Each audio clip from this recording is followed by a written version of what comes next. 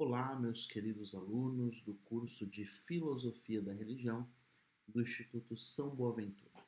Vamos começar hoje, então, a segunda aula do nosso curso, tendo em vista a programação, aquele índice que apresentamos na aula anterior.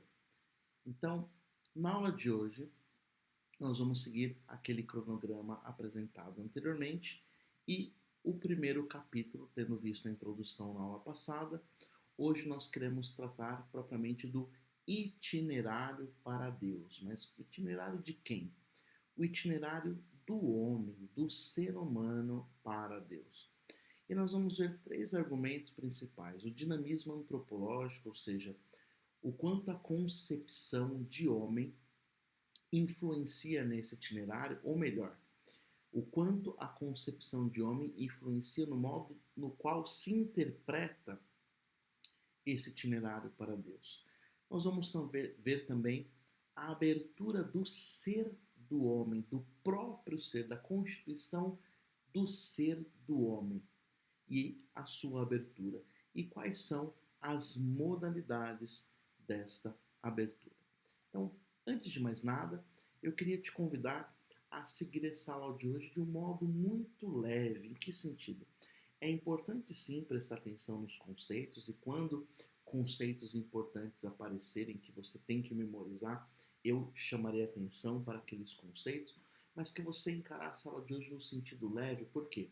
O objetivo é que você reflita propriamente naquilo que você é, no modo com o qual você problematiza, ou melhor, tematiza o teu próprio ser, o seu lugar no mundo, o sentido da sua existência e o modo com que você enxerga o mundo, o qual você afronta as questões mais importantes que lidamos todos os dias e no largo horizonte da nossa existência humana. Ok? Então, seguimos adiante. Bom, nesse itinerário para Deus, nós podemos dizer que o homem está diante de problemas. O homem diante de problemas. O que significa isso? No horizonte da nossa existência humana, nós lidamos com vários tipos de problemas. Em que sentido?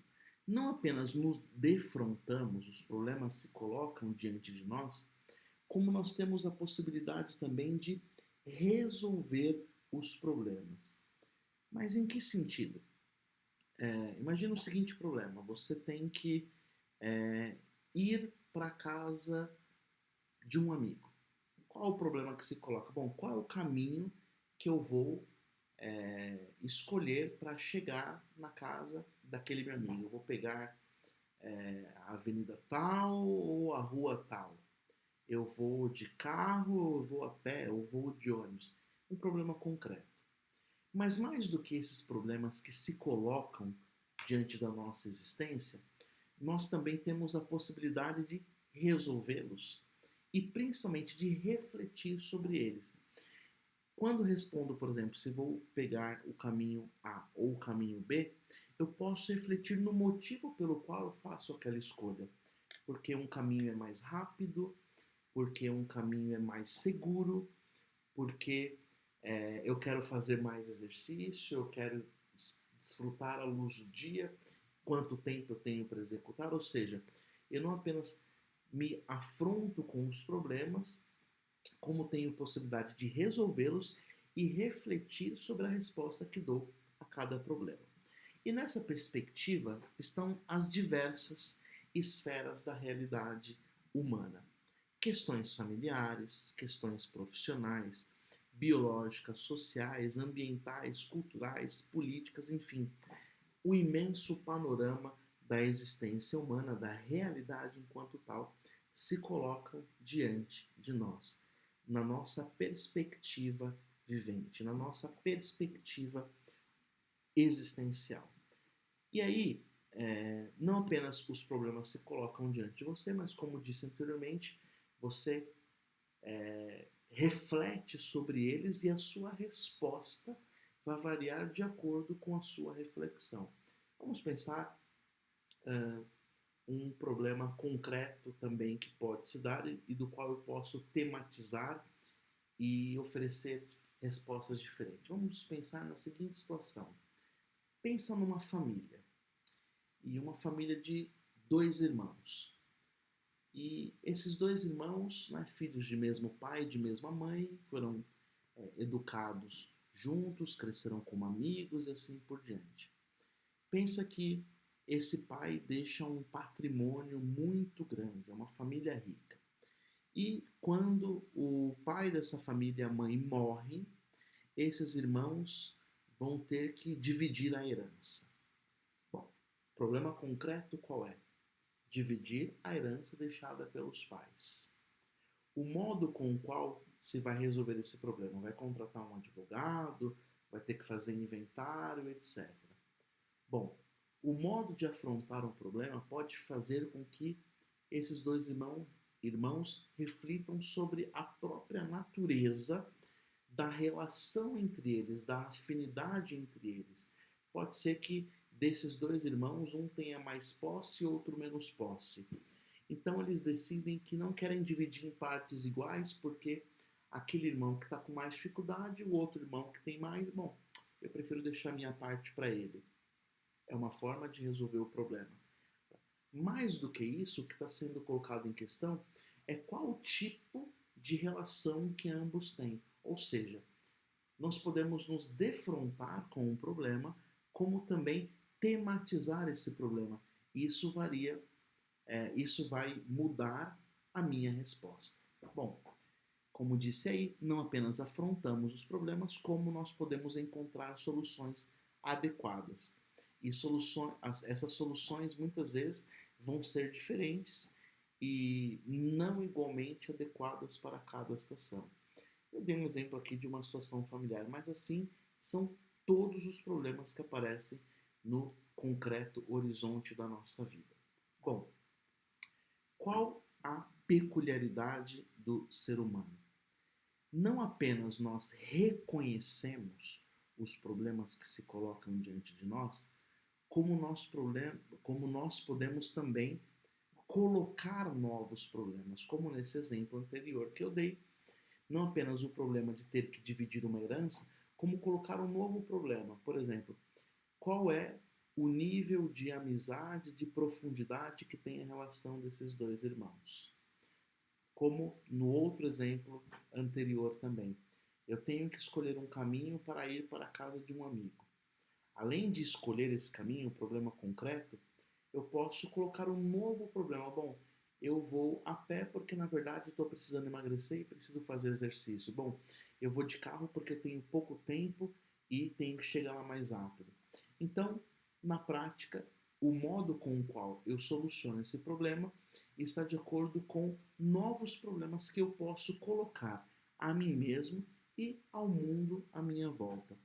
Isso prova a capacidade humana de transcender as circunstâncias existenciais imediatas. O que queremos dizer aqui com isso? Por exemplo, o modo e as respostas que o homem pode dar aos diversos tipos de problema mostra que ele é capaz de transcender a esse problema, ou seja, ir além daquele problema concreto, efetivo e pensar na própria natureza do problema.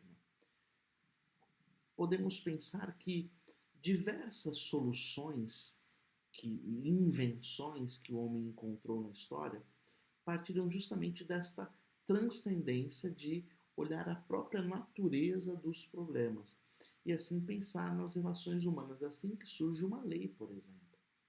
Quando se estabelece uma lei que, por exemplo, um pai divorciado deve pagar pensão para um filho, significa que em algum momento o ser humano pensou a própria natureza da paternidade, que permanece independente do estado de matrimônio de duas pessoas, pai e mãe.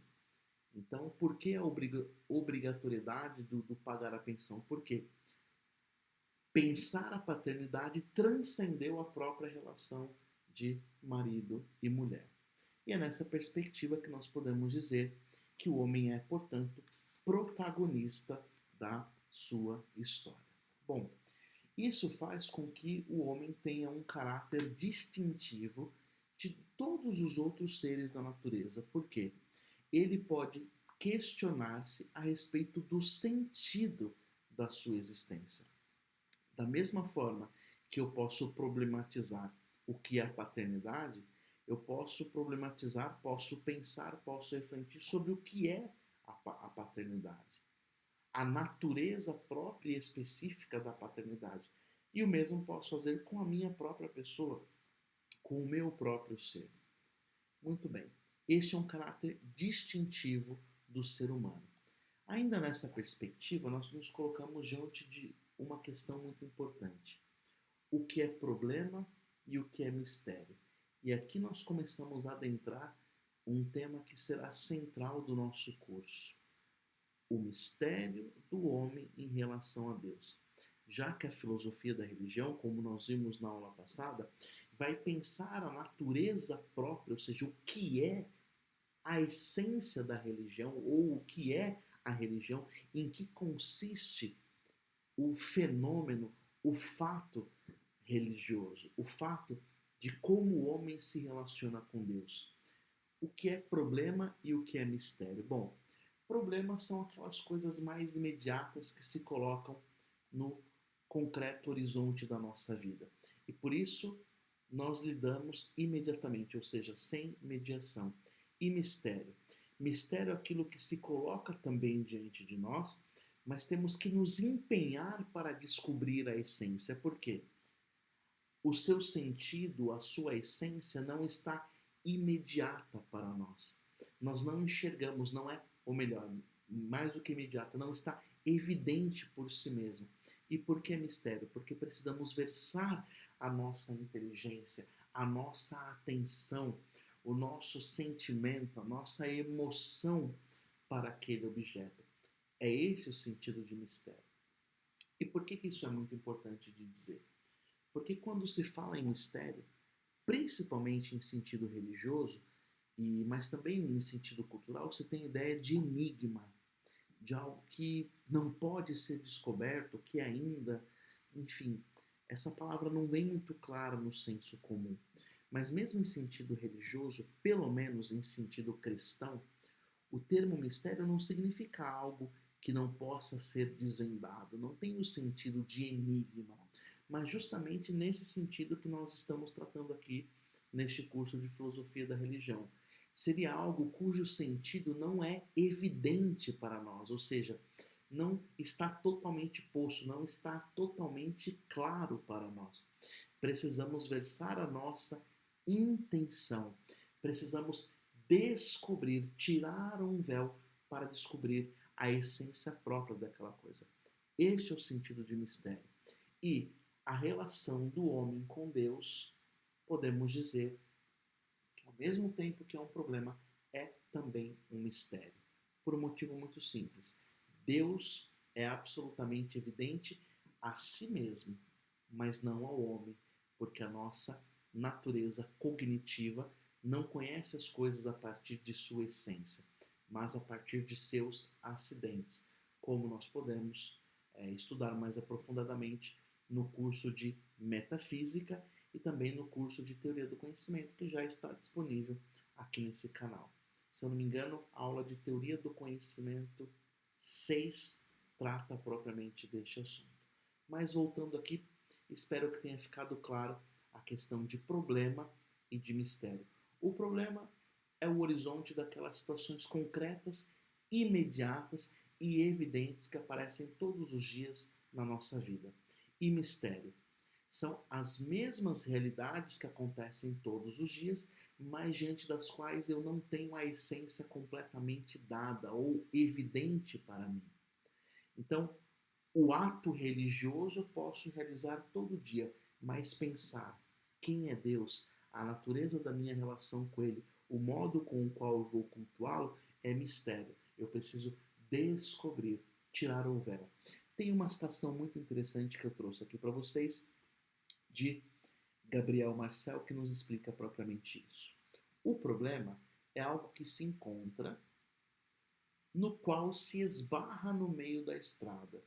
então está inteiramente diante de mim.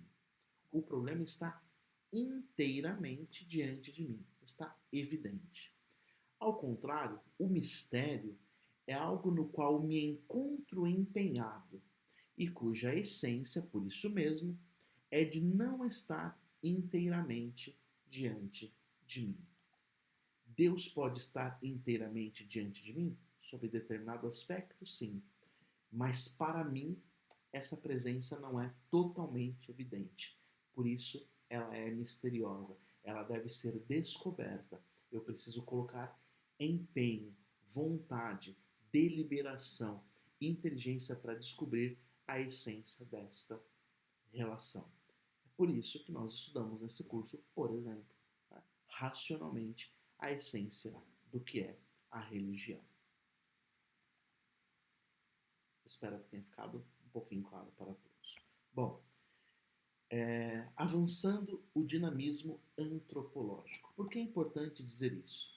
Porque a concepção que eu tenho de ser humano vai influenciar diretamente nas respostas que eu vou dar concretamente no horizonte da minha existência. A concepção de homem que um pensador, um autor ou uma escola filosófica tem influencia diretamente nas respostas que se dá.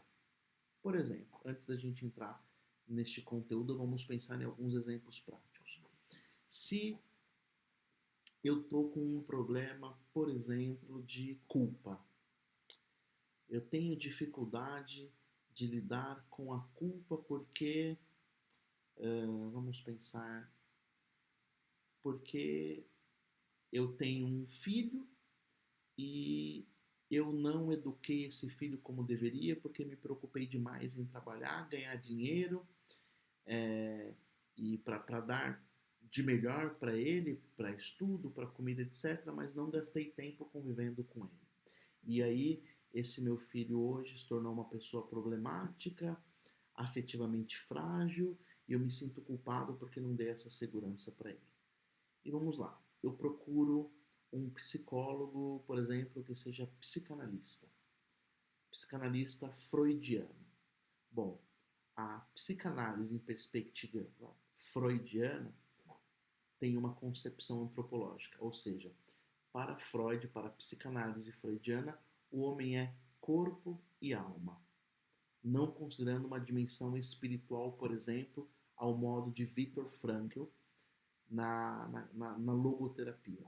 Então, a resposta que a psicanálise vai dar para esse problema é uma. A resposta que o logoterapeuta, o psicólogo em perspectiva logoterapêutica de Viktor Frankl vai ter uma outra resposta. Portanto, o dinamismo antropológico é muito importante em considerar a resposta para o problema e para o mistério, e o modo com o qual se vai analisar também a religião. E aí, isso vale para tudo. Vamos pensar, por exemplo, numa questão de organização social e política.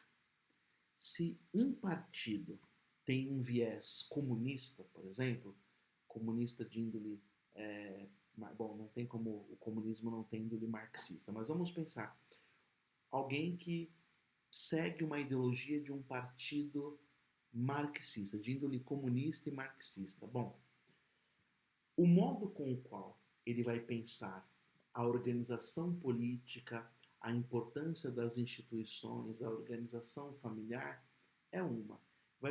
Por quê? A concepção de mundo é uma.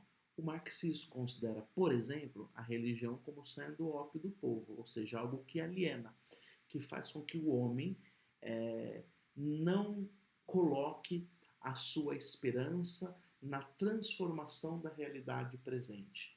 Porque, para Marx, não existe uma vida após a morte, não existe uma vida futura, o que existe é essa vida. E a religião faz com que as pessoas pensem na vida futura em detrimento dessa. Essa é a concepção marxista. Porém, abre-se parênteses, essa é uma visão muito equivocada do que é a religião, pelo menos a religião cristã católica. É verdade que havia uma vertente ao qual Marx teve acesso, de uma versão pietista do cristianismo, o qual, para para se alcançar a vida eterna, você deveria sofrer muito nesta vida, mas esse não é o cristianismo de Jesus Cristo. Jesus Cristo mesmo diz que o reino de Deus está no meio de nós, ou seja, se existe uma vida futura, ela não é descolada dessa, e para alcançá-la, é justamente o modo com o qual se vive esta vida que se pode alcançar a vida eterna. Não é negligenciando a transformação do mundo presente, das realidades desse mundo, que se alcança a vida eterna. Mas se eu tenho uma perspectiva marxista, qual é o sentido, por exemplo, de um ato religioso que por exemplo, o sentido, como o marxista analisaria, por exemplo, o sacramento da confissão? Um exemplo concreto, antes de entrarmos no capítulo. Bom, para o marxista absoluto, o exercício da confissão tem um sentido meramente o quê? De aliviar a minha consciência para que eu possa sentir-me melhor, mais aliviado para continuar o horizonte da minha existência humana. Por quê? Para o marxista, não existe vida após a morte. Não está falando aqui de redenção de culpa, de reparação de pecados. Bom, para o cristão católico, existe sim essa perspectiva, mas ela não é única. É claro que a confissão possui um aspecto psicológico importante, por exemplo, de aliviar a própria consciência, de sentir-se reconciliado consigo mesmo, no sentido de reconstruir a própria história, de reconciliar-se com o outro, mas para além disso, tem o sentido de redenção diante de Deus da própria culpa. Se acredita que Cristo perdoa aquela sua culpa e você se compromete quando se confessa em não apenas sentir-se bem porque aquela culpa não está mais presente, mas em transformá-la, em mudá-la, e não voltar a cometer aquele pecado. E o faz pensando que na vida eterna também. Então, as coisas têm sim o valor intrínseco neste mundo e de eternidade. Mas se a minha concepção de mundo é marxista, por exemplo, não faz sentido realizar atos pensando na eternidade. Então, se voltando à questão anterior, se procura um psicólogo de índole psicanalista freudiana, a orientação terapêutica vai ser uma. Se procura um, um psicólogo de logoterapia, a perspectiva vai ser outra. Vamos pensar numa outra questão mais imediata. Vamos pensar num viciado em droga. Se esse cara viciado em droga procurar um psicólogo de perspectiva psicanalista, vai tratar de um jeito. Se ele for numa comportamental, de outro. Ou seja, a concepção antropológica, o dinamismo antropológico, o modo com o qual uma escola filosófica, psicológica, terapêutica, esportiva, qualquer coisa influencia diretamente na resposta que se dá a cada problema. O mesmo vale, por exemplo, para a questão da pandemia agora. O modo com o qual se entende o homem e a vida muda a minha resposta. Acabou, né? Se está discutindo hoje porque a França acabou de aprovar a possibilidade, na Câmara dos Deputados, ainda precisa ir no Senado, a possibilidade de aborto até o 9º mês de gestação. Bom, o modo com o qual se considera a vida intrauterina determina invariavelmente a resposta que se dá a essa lei. Evidentemente, se pensa, né, a Câmara dos Deputados francesas pensa que a vida intrauterina tem menos importância do que aquela que é extrauterina, de tal modo que você pode... agora, eu não entendo, é uma coisa que é difícil de entender para mim racionalmente, porque independente de uma concepção religiosa, quantas pessoas eu e você conhecemos que nasceram, por exemplo, de 6 a 7 meses? Então, o que seria esse aborto se não fazer uma cesariana, pegar essa criança e matar? Ou, sei lá, dar uma injeção para ela morrer no ventre da mãe, mas pensa uma criança sendo tirada de 8 meses, vai ser jogada no lixo. Ou seja, a concepção de vida determina necessariamente a resposta que se dá a cada problema. E o mesmo vale no dinamismo antropológico. Desculpa fazer essa longuíssima introdução, mas só para entender o quanto a concepção que se tem de homem influencia diretamente nas respostas que se dão aos diversos problemas da vida. Bom, então agora o que é o homem? Nós não queremos adotar neste curso nenhuma escola específica, ainda que pudéssemos tratar várias. Por exemplo, poderíamos considerar uma concepção de homem ou de pessoa de Boécio, por exemplo. Substância individual de natureza racional, ou tantas outras. Mas nós vamos adotar uma perspectiva personalista, justamente porque o personalismo não quer definir o homem, porque a partir do momento que nós definimos uma coisa, nós limitamos a compreensão daquela coisa. A corrente personalista que surge no século XX não quer definir o que é o homem e o que é a pessoa, justamente para que não se limite à compreensão da pessoa e do homem. E em que contexto que surge esse personalismo? Diante das atrocidades da Primeira e Segunda Guerra, que o homem realmente chegou a absurdos de instrumentalização do que é a pessoa humana. Então, os filósofos personalistas perceberam a necessidade de compreender-se o que é a própria natureza da pessoa humana. E para que não se caísse em reducionismos, em dualismos absolutos, assim, não se pode definir a pessoa, porque a pessoa é totalmente aberta. O que se pode é traçar características e linhas gerais de coisas que fazem parte da pessoa, mas nunca definir, porque o homem é infinitamente aberto. Bom, então essa dificuldade de definição do que é o homem. Só que essa dinamicidade apresenta a peculiaridade do seu próprio ser, ou seja, o ser humano é distinto de todos os outros seres da natureza, de todos os outros seres da realidade enquanto tal. Por quê? Constitutivamente e existencialmente é que ele é diferente, seja pelos seus processos extrínsecos, como também pelos seus processos intrínsecos. O que significa isso? Bom, no sentido natural e histórico, cada homem traz uma hereditariedade, ou melhor, condicionamentos de todo tipo. Então, a minha existência natural me impõe necessidades naturais. Então, é necessário comer para sobreviver, é necessário respirar, é necessário luz e assim por diante. E também eu tenho, na minha própria constituição de pessoa, características históricas, ou seja, o período em que eu nasci, o contexto no qual eu fui criado, dizem muito sobre mim. Por isso, quando você estuda um pensador, um filósofo, é importante saber, por exemplo, em qual contexto ele viveu, quais os problemas ele afrontou, quais perguntas ele quis responder, para você entender o seu pensamento. Mas além desses processos extrínsecos, tem aqueles intrínsecos também, que é aquela carga genética que eu trago hereditariamente na minha pessoa. E também os meus impulsos que fazem parte da minha própria personalidade. No entanto, nada disso, nenhum desses processos determinam o que eu sou. Nada disso pode determinar uma resposta, ou seja, uma pessoa pode dar sempre uma resposta diferente de outra, ainda que as suas condições de criação e de cultura sejam parecidas.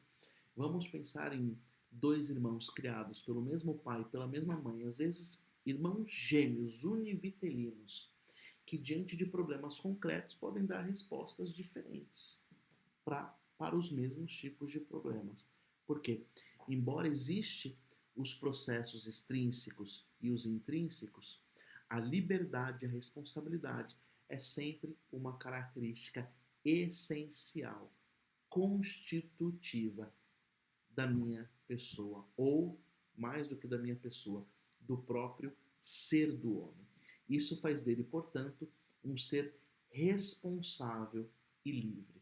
Isso faz com que ele esteja, que ele tenha o ofício melhor, uma palavra melhor seria a tarefa de realizar-se em primeira pessoa diante do contexto que o cerca, ou seja, o homem é protagonista da própria história. Ele deve levar-se a cumprimento. Ele deve se autoconfigurar e realizar-se. Ele precisa dar respostas concretas em primeira pessoa, seja para a sua existência como também para o mundo. Bom, ainda sobre a liberdade e a responsabilidade, como já disse, essa resposta deve ser sempre em primeira pessoa, ainda que essa resposta incida necessariamente em toda a realidade. Da mesma forma, os condicionamentos circunstanciais, culturais, sociais, etc., eles influenciam, mas não são determinantes. As circunstâncias pessoais de corporeidade, psiquismo, saúde, doença, idade, atitudes, da mesma maneira. É verdade que quando eu estou mais saudável ou mais doente, a minha disposição em responder a um problema, ela varia. Bom, eu tenho que trabalhar e eu estou enfrentando uma sinusite. Bom, eu acordo muito menos disposto e mais inclinado a ir não ir trabalhar. No entanto, essa doença não determina a que eu não vá trabalhar. E mesmo com sinusite, mesmo pouco disposto, ainda assim eu posso ir trabalhar. Então, os condicionamentos, circunstâncias pessoais, condições psicológicas influenciam, mas não determinam. Porque, apesar de tudo, o homem é sempre livre. E mesmo, e portanto, porque livre, responsável das suas escolhas. E aí isso faz com que ele tenha esse dever, essa tarefa de realizar-se. E isso vale também para encontrar o seu papel no mundo.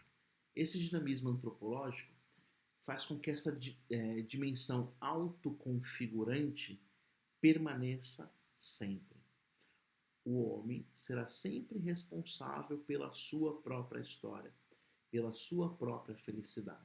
Aristóteles já dizia que aquilo que todos os homens desejam é a felicidade. Tudo aquilo que o homem faz tende para um fim, e o fim que ele sempre deseja é a felicidade. Nós estudamos isso no curso de Ética. Na obra Ética Nicômaco, Aristóteles fala bastante disso. E assim dizer, se tudo que o homem faz tende a um fim, e o fim que ele deseja é sempre a felicidade, por que então que alguns homens não são felizes? Se tudo que ele faz é desejando a felicidade, por que existem pessoas infelizes se esse desejo é intrínseco e está presente em cada ação concreta? Por quê? Os meios que ele escolhe para alcançar esta felicidade muitas vezes não são bem verdadeiros, são bens aparentes, ou seja, ele deseja a felicidade, mas o bem que ele realiza para alcançar essa felicidade não corresponde ao verdadeiro bem.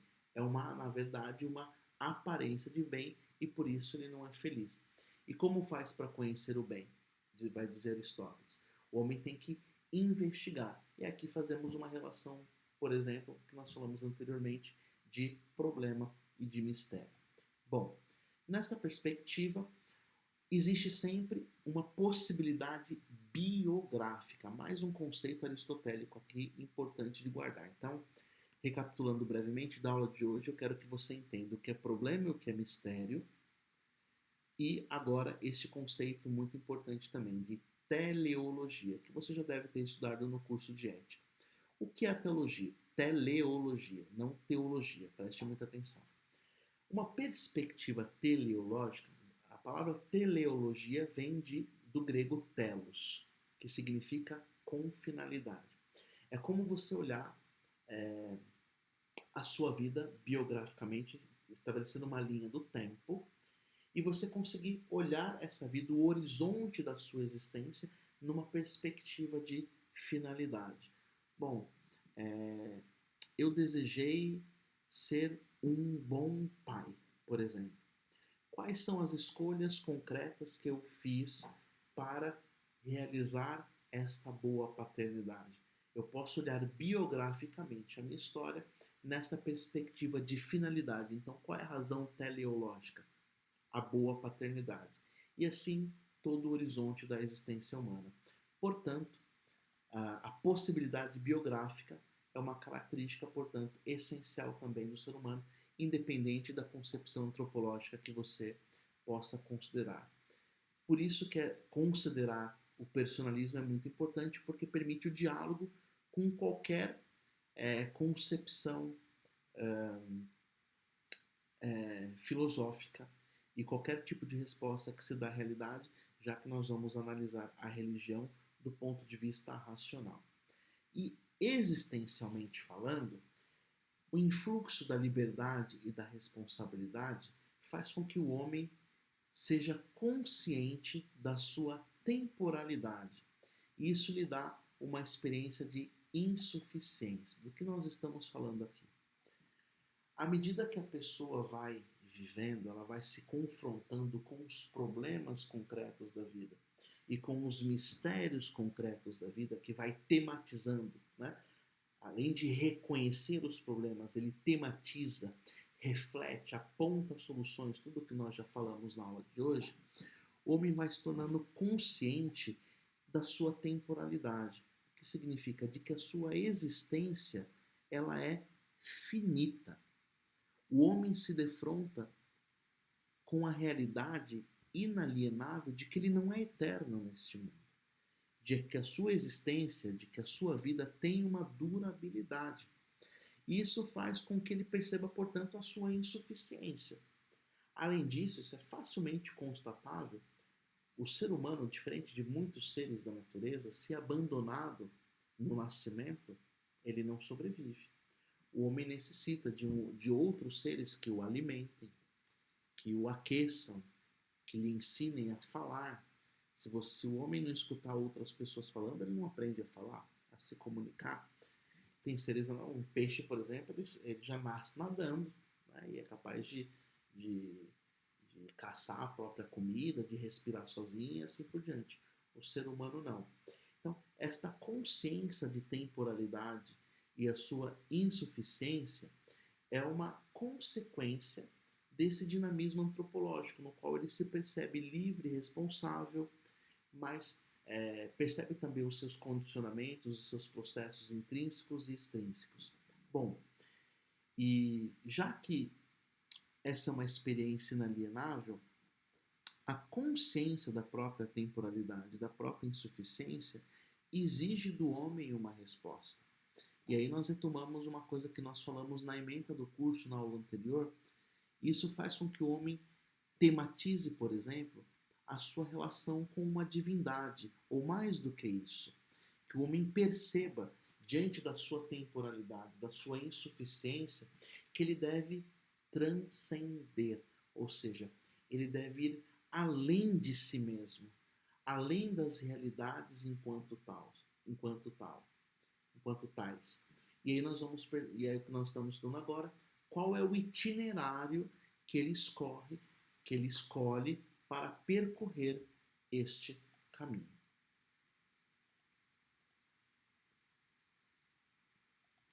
Seguimos adiante. Bom, isso gera, portanto, esse dualismo. Se por um lado essa herança recebida o leva a prosseguir, a responder, a descobrir, a tematizar, ao mesmo tempo a experiência de insatisfação, de insuficiência. Então nós podemos estabelecer aqui um primeiro dogma nesse dinamismo antropológico. É que eu quero que você entenda dogma não como um ponto de chegada, como algo que você tem que acreditar lá no fim. Dogma como um ponto de partida. Dogma como uma realidade que circunscreve e está presente em todo ser humano, em todos os seres humanos. Por exemplo, o que nós vamos considerar aqui um dogma? Todo ser humano é aberto. Aberto a quê? A realidade. É aberto a si mesmo e à alteridade, que é outro conceito importante que nós vamos ver daqui a pouco. E outro dogma, a sua finitude. O homem percebe que ele é aberto à realidade, ele pode sair, portanto, de si, descobrir a essência das coisas, pode solucionar os problemas, refletir sobre eles, mas também colocar a sua intenção para desvendar os mistérios e tematizá-los, mas ele percebe também que ele é finito, ou seja, que ele acaba, que a sua existência tem durabilidade. Então, esse dogma, nesse dinamismo antropológico, é fundamental. O homem, portanto, é um ser aberto, e sempre aberto, mas também finito. Vamos falar um pouquinho agora sobre o ser aberto do homem. Qual é a modalidade dessa abertura? Bom, primeira coisa, o caráter aberto do homem e a experiência de abertura. Aqui esse conceito que falei agora há pouco. Abertura a si mesmo e a alteridade. Já falamos um pouco da abertura a si mesmo. E a alteridade? O que seria alteridade? Nós vamos falar bastante essa palavra ao longo desse curso. Alteridade é tudo aquilo que não sou eu. Alter vem de outro. Então, alteridade é tudo o que não sou eu. Portanto, alteridade é o não eu. E os condicionamentos instintivos naturais, habituais, condutas induzidas ou impostas. A abertura a si mesmo e o uso da responsabilidade, da inteligência e da liberdade autoconfigurante, a qual nós falávamos há pouco. Então, o homem é aberto a si mesmo e aberto, portanto, ao outro. Mesmo tendo esses condicionamentos de todo tipo, esta abertura permanece. Aqui é uma retomada do que nós já falamos. Bom, esta abertura, esta característica é essencial, considerada anteriormente, quando falamos do dinamismo antropológico, faz com que o homem tenha intrinsecamente, ou melhor, ontologicamente, na sua essência, uma exigência de autorrealização. Por que existem pessoas angustiadas e infelizes? Porque esta autorrealização faz parte da essência da pessoa e manifesta a sua própria abertura ao ser. A abertura do seu ser em relação à alteridade, mas também a abertura ao ser enquanto tal, ao ser que ele mesmo é e ao ser que é a alteridade.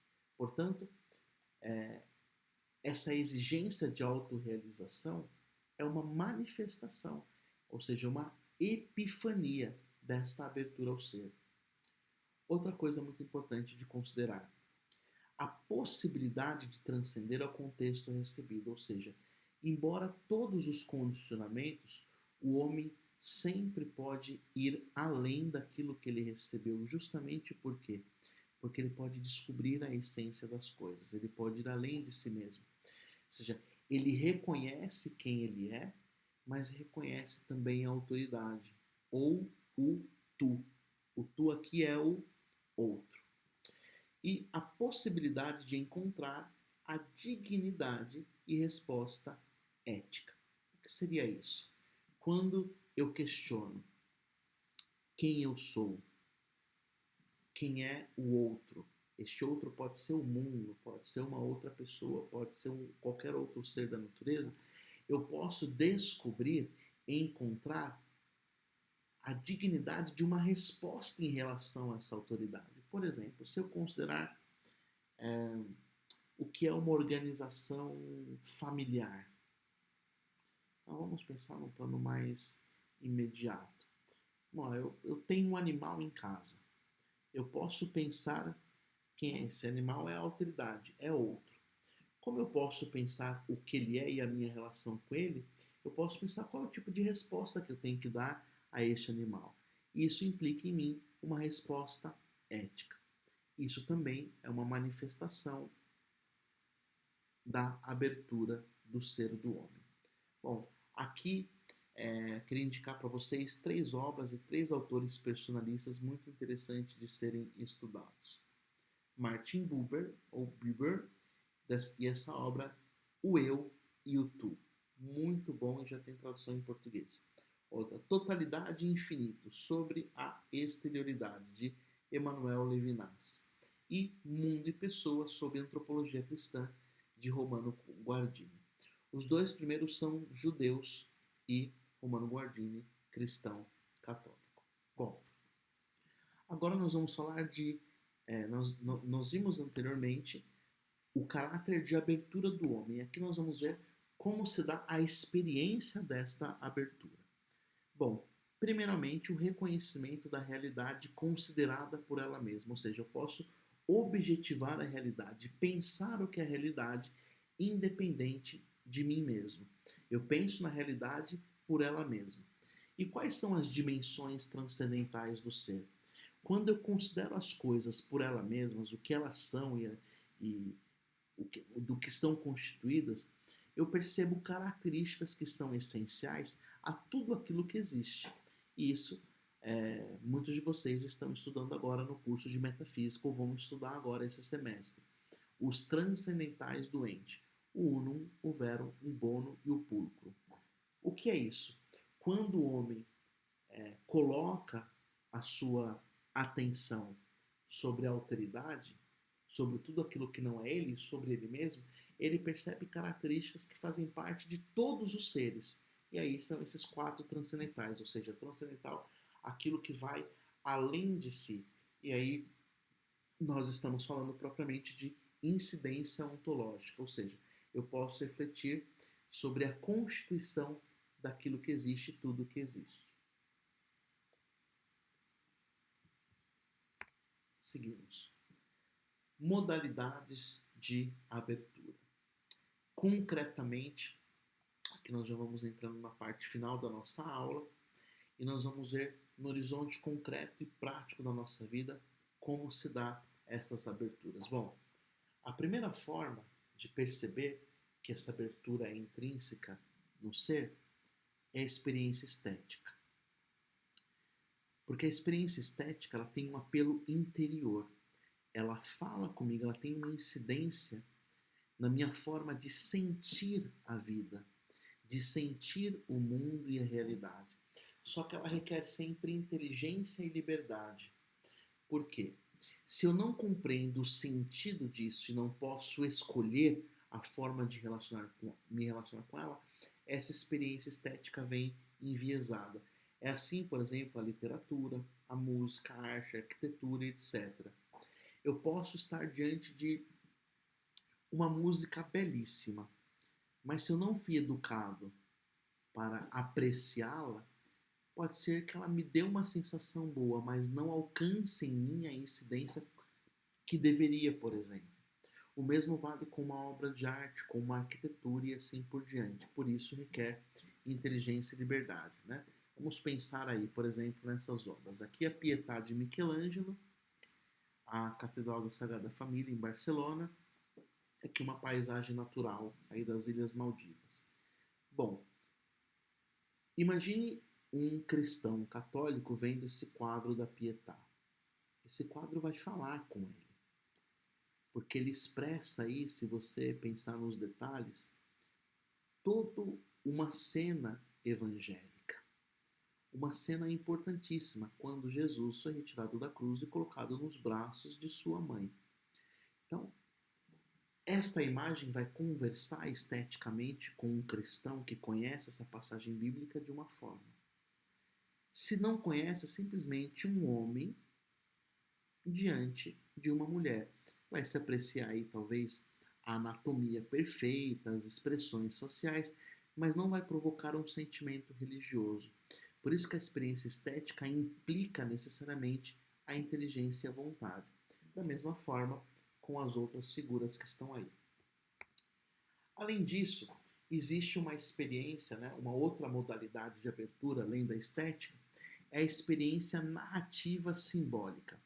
Ela ilumina um sentimento mais profundo porque ela comunica imediatamente uma analogia que faz com que eu descubra o sentido de uma coisa.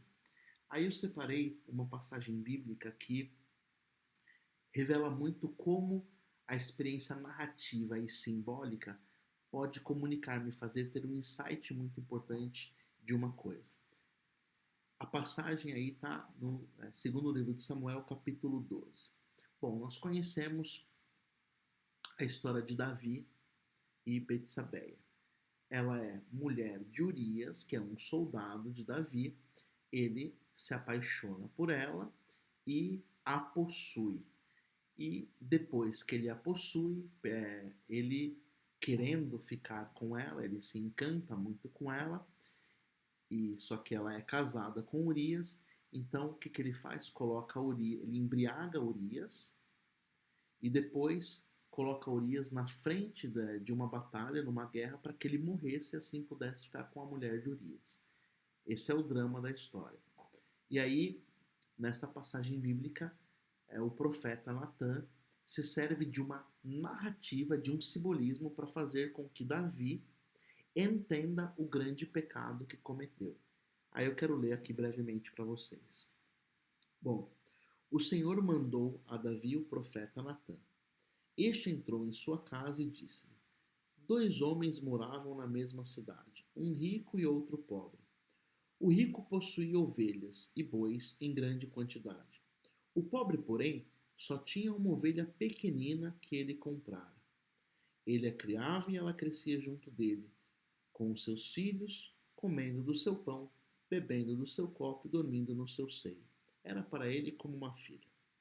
Certo dia chegou à casa do homem rico a visita de um estranho, e ele, não querendo tomar de suas ovelhas, nem de seus bois para aprontá-los e dar de comer ao hóspede que lhe tinha chegado, foi e apoderou-se da ovelhinha do pobre, preparando-a para o seu hóspede. Davi, indignado contra tal homem, disse a Natã: Pela vida de Deus, o homem que fez isso merece a morte. Ele restituirá 7 vezes o valor da ovelha por ter feito isso e não ter tido compaixão. Natã, profeta, disse então a Davi: Tu és esse homem. Eis o que diz o Senhor, Deus de Israel: Ungi-te rei de Israel, salvei-te das mãos de Saul. Dei-te a casa do teu senhor e pus as suas mulheres nos teus braços.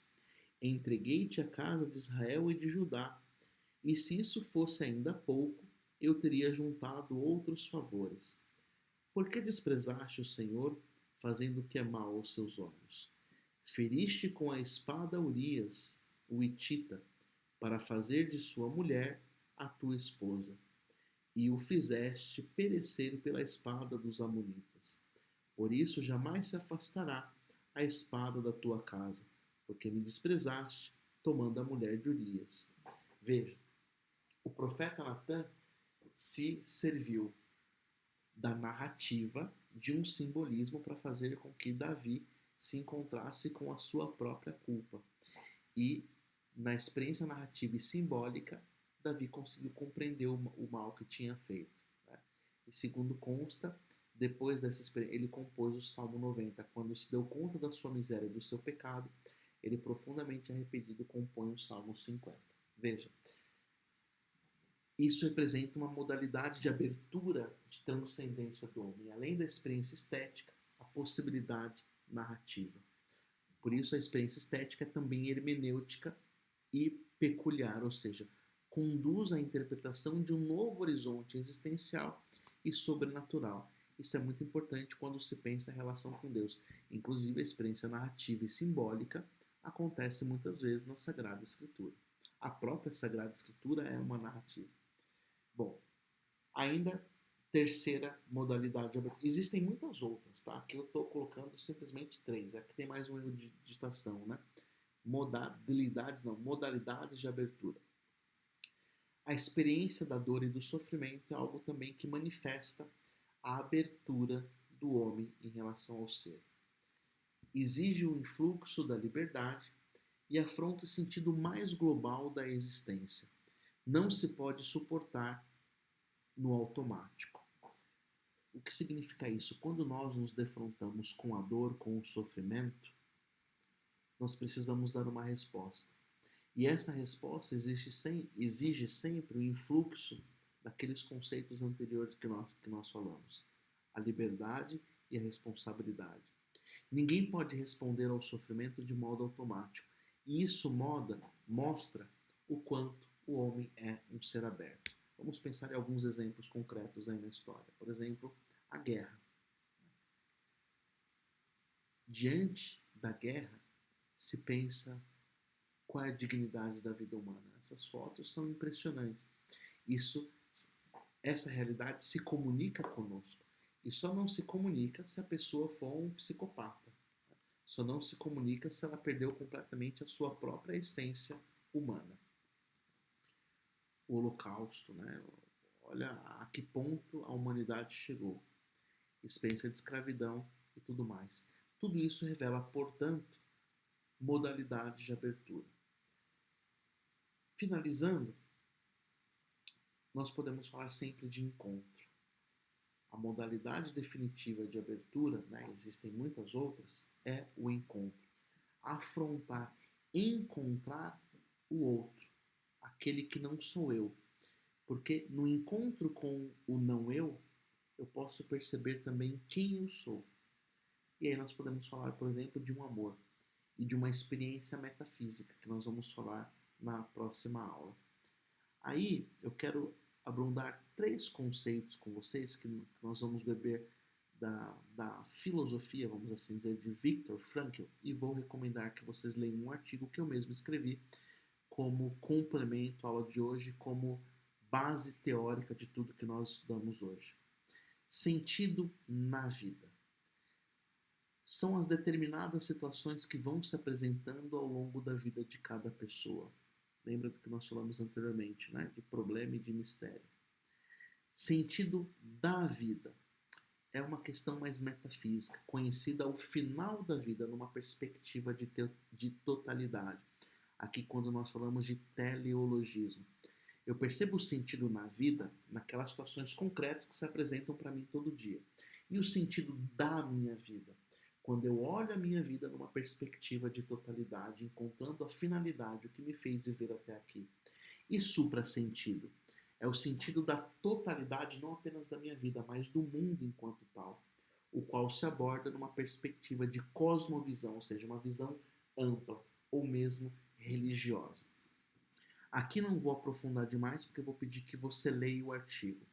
E, como tarefa, vou pedir que, depois de ler esse artigo, depois de escutar essa videoaula, você possa fazer para mim um breve resumo, né, que vai contar também na valutação final, como avaliação parcial do nosso curso, sobre o que você entendeu a partir daqui. Tá bem? Com as suas palavras, não se preocupe de muito rigor acadêmico.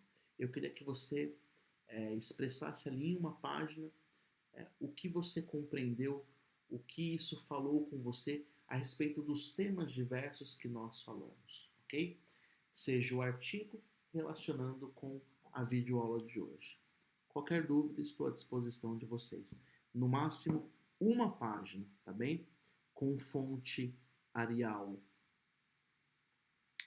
12, espaçamento e e-mail, mas eu coloco mais orientações no e-mail, ok? Tenha uma boa leitura e lembro, né, embora seja um conteúdo, vamos assim dizer, longe, deu uma hora a nossa videoaula de hoje, eu queria que você pensasse isso com leveza. Se necessário for, reveja de novo o vídeo em pequenos trechos. Né? Nós dividimos o argumento de hoje em 3 mini argumentos. Pense cada um deles pensando na sua própria vida e deixe isso falar contigo, tá bem? E boa leitura do artigo. Que Nossa Senhora, sede da sabedoria, nossa Mãe, Mãe de Cristo, Mãe da Igreja, possa te abençoar e conduzir nos estudos e discernimentos, e por que não dizer, na abertura ao ser, na abertura à sua própria existência, na descoberta dos problemas concretos da vida e principalmente nas respostas que nós podemos dar, afrontando também o mistério da nossa própria relação com Deus. Deus te abençoe. Nossa Senhora, sede da sabedoria, rogai